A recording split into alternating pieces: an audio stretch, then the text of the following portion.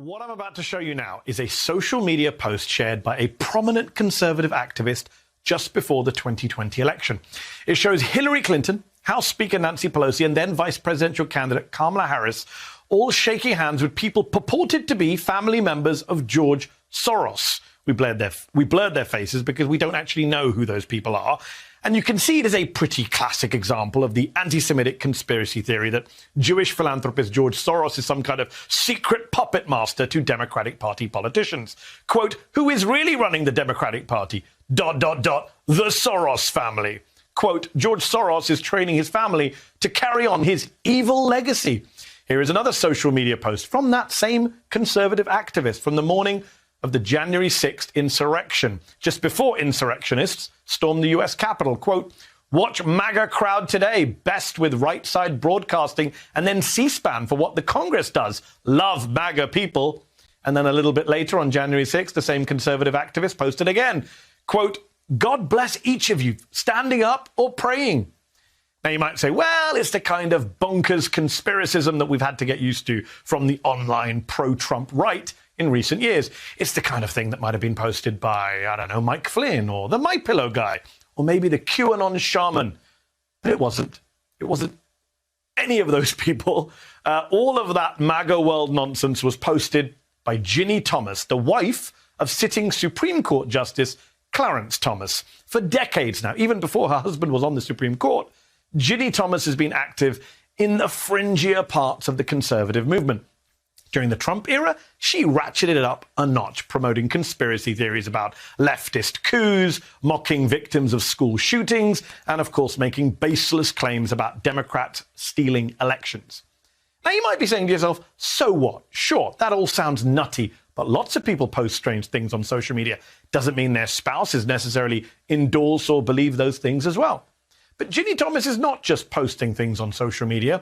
Last year, the Washington Post first reported that Ginny Thomas was active in an online forum for former law clerks of Clarence Thomas, where the New Yorker reports she openly fought with Thomas's former clerks about Trump's election loss alongside Trump lawyer and big lie promoter John Eastman. Imagine that. You are one of the few people in the American legal community to get the prestigious job clerking for a Supreme Court justice, and the boss's wife is berating you about Trump losing the election.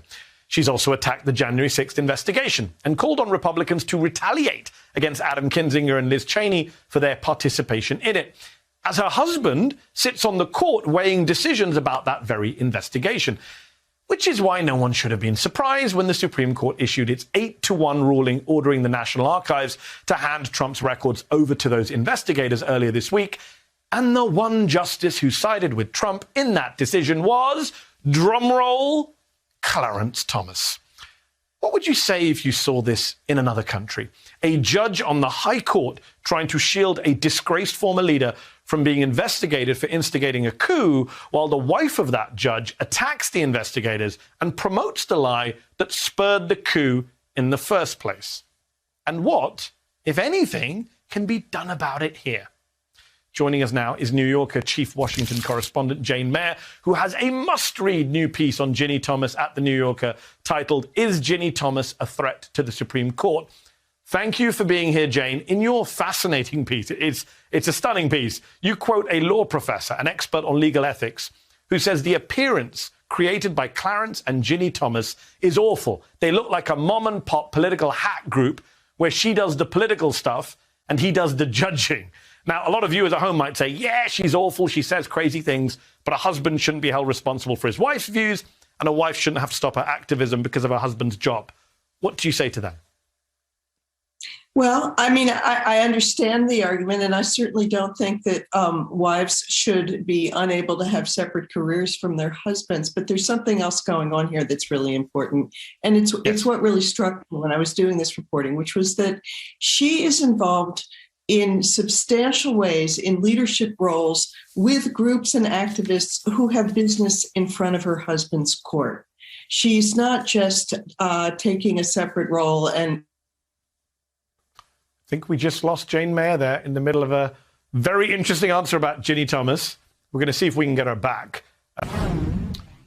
We were just speaking with the New Yorker's chief Washington correspondent, Jane Mayer, about her fascinating new look into the life of Ginny Thomas, wife of Supreme Court Justice Clarence Thomas. In that piece, she recounts all sorts of interesting moments, including from around the time of Bret Kavanaugh's confirmation hearings. At that time, Ginny Thomas led a private panel discussion where she told a conservative crowd the deep state is serious and it's resisting President Trump. She declared twice that her adversaries were trying to kill people and drew applause by saying, "May we all have guns and concealed carry to handle what's coming." Charming. Joining us now is Jane Mayer, who wrote that piece. Jane, great to have you back. We had a bit of a technical issue a moment ago. You were telling us about the conflicts of interest involving some of the conservative groups that she leads or sits on the boards of, and the cases that come before the courts involving those conservative groups. And one of the shocking examples that stood out to me from your piece in terms of conflict is the Muslim ban decision in 2018. And not just because I'm Muslim myself, Clarence Thomas was one of the justices who upheld Trump's Muslim ban, without revealing that Ginny was a paid consultant to one of the far-right groups that had submitted an amicus brief to the court in favor of the ban, saying Islam needs to be confronted. And he just never revealed that. Absolutely. I mean, and she was paid a lot. I mean, over 2 years, it was, I think, $234,000 in order to represent Frank Gaffney's group. He's the anti-Muslim activist. And yes. He submitted an amicus brief to the court on the issue, and Clarence Thomas heard the case. Nobody ever mentioned that she was being paid by one side in the case.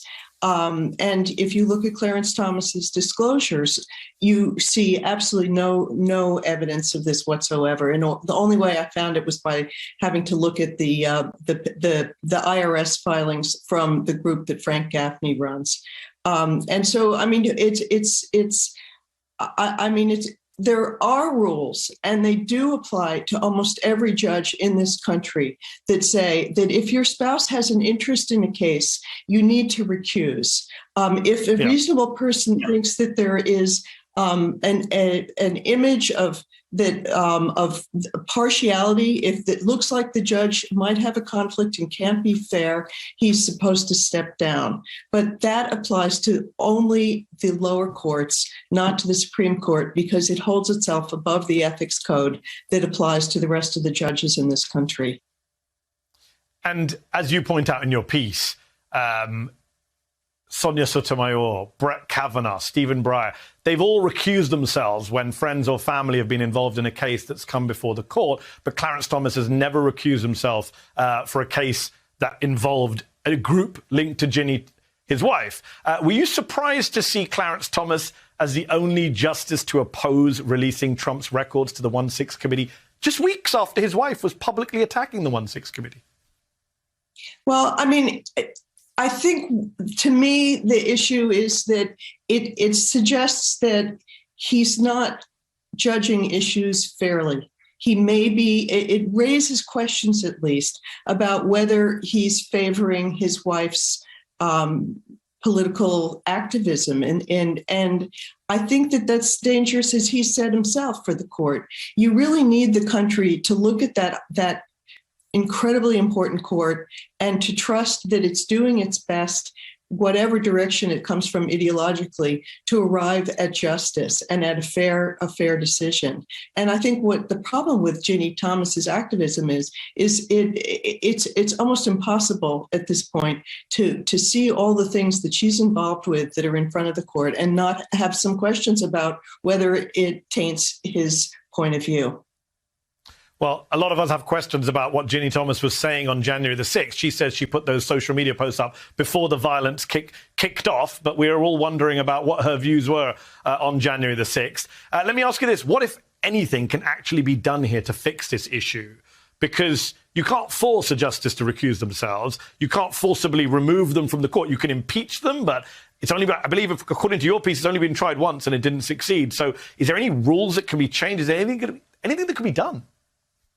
There actually is quite a bit that can be done, and there have been some efforts. There have been several bills that have been proposed in Congress to try to get the court to abide by a judicial code, an ethics code like the lower courts. I think it's an issue that has a certain amount of traction. I think there is a lot of interest. There's even some bipartisan interest in it. And I think there's also a good chance that after people have taken a close look at this financial issue involving Ginny Thomas, that they may close some loopholes that have to do with disclosure. Because if a Supreme Court justice's wife can be paid an unlimited amount of money by a secret client of some sort, and it's not visible, that's a problem. I think that's an understatement. It's certainly a problem. It's a huge problem. It goes to the very heart of our justice system. Jane Mayer, we appreciate your reporting on this. Jane Mayer is chief Washington correspondent at The New Yorker. Please do check out her latest piece on Ginny Thomas. Thank you. Thanks.